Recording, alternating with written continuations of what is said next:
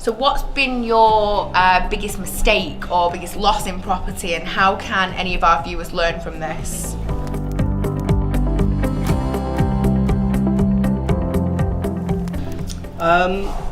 Sometimes you can go a little bit too quickly, which puts a dent on the cash flow. So I mean, me and my business partner in one of the businesses where the chunk of our properties are, we're quite lucky that we've both got other incomes.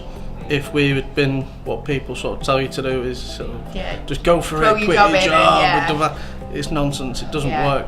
So and I see it quite a lot because we do a small mentoring package, and one of the guys has done exactly that. He had a couple of $100,000, which is a lot of money. He's invested in property, but he's done it so quickly. Yeah. Then all of a sudden, all his money's tied up. He owes a little bit of money out, and the figures will balance in 12 months, 24 months.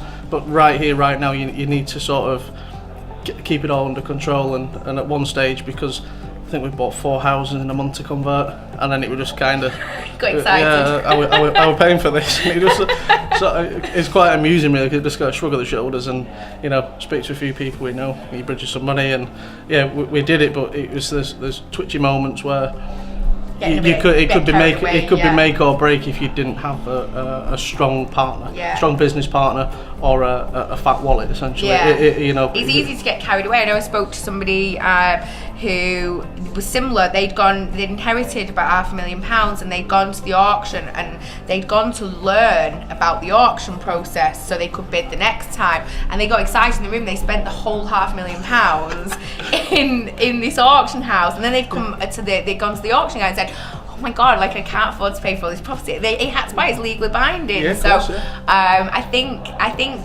with property there's a lot of momentum, and there's a lot of kind of, my house is bigger than your house, and and people get like excited and they get carried away. And I think that's a great tip, is almost just kind of rein yourself in a little bit at times, and definitely so, and do your numbers over and over again.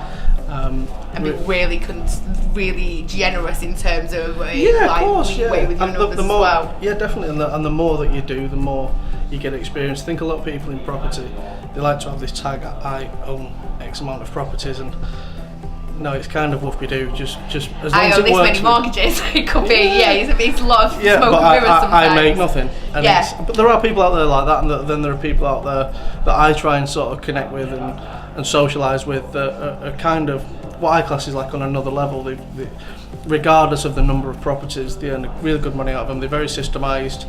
They're methodical in what they buy, where they buy it, how they buy it, the build teams, and you just see the whole processes within it. And I've learned a hell of a lot of people like that. And not sort of get wound down into the some of the communities that you can get involved in, like you go to property events and everyone's got a different strategy, and it's really, really easy to say, well, I could do one of those, I could do one of those, I could do rent to rent, and all of a sudden you stretch so thinly that actually nothing's getting done properly.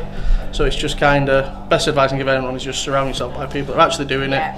Don't make any decisions until you're 110% certain of what you're going to and how much it's going to cost and what you can afford. Yeah, I totally agree. That's great advice. Thanks, Dale.